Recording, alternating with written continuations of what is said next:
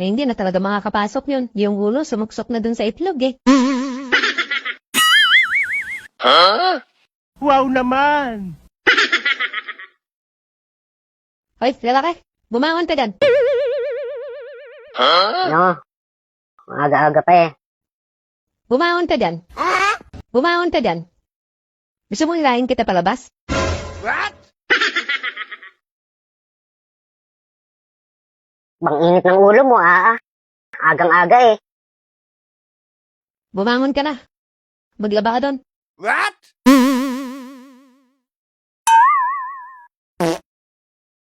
Ang nangyayari sa iyo? Agang-aga eh ang init ng ulo mo.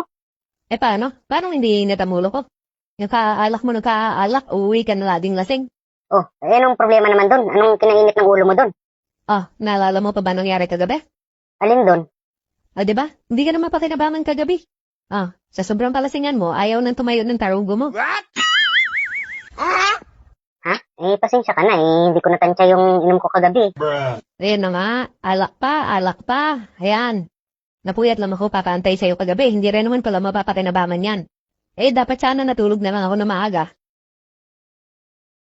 Eh, sinubukan ko naman Oh, ano nangyari na sinubukan mo? Eh, ayaw tumayo.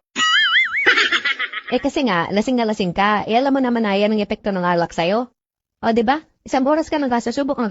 Ano nangyari? Wala, nababali lang. Sumakit lang ang puson ko sa'yo. Tuwan-tuwa pa naman ako ng pagdating mo kagabi. Pagpasok mo pa lang ng pinto, sabi mo, Misis, ilabas mo yan at biyakin ko yan na parang durian. Wow naman! Sabi mo, hahatiin ko yan sa gitna. Hindi, tuwan-tuwa naman ako. Nilamisan ko pa. Tapos mga 10 minuto, napansin ko, bumangga na lang ng bumangga. Wala namang napasok. What? Inong tinignan ko, ay sus, naging ulahi pa na pala. Bumilog na.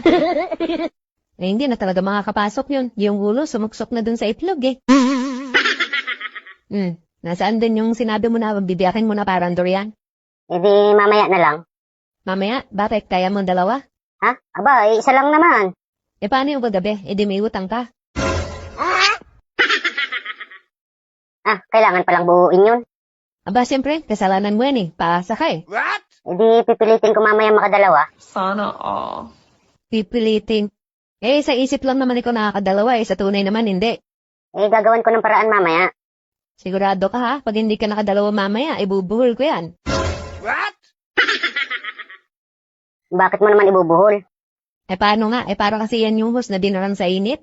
Kahit hawakan mo yung katawan eh, yung ulo nakaturo pa rin sa baba. Lasing lang ako kagabi. Mamaya ka sa akin. Pag ako nakainom na robust, humanda ka. Gatol yan. Bigay ka ng maasim mamaya. Parang nilupak yan na nilagyan ng gatas. Wow naman! Baka sabihin mo naman ayoko na, palos na ang tuhod ko. Baka hanggang salita lang yan ha? Baka mamaya pag inupuan ko yan, maupos yan na parang kandila. What? Masusubukan mo mamaya. Timpla mo muna ako ng kape. Ayoko nga, ikaw na lang. Hindi pa naman nangyayari sinabi mo eh. Grabe naman. Sige na. Ayoko.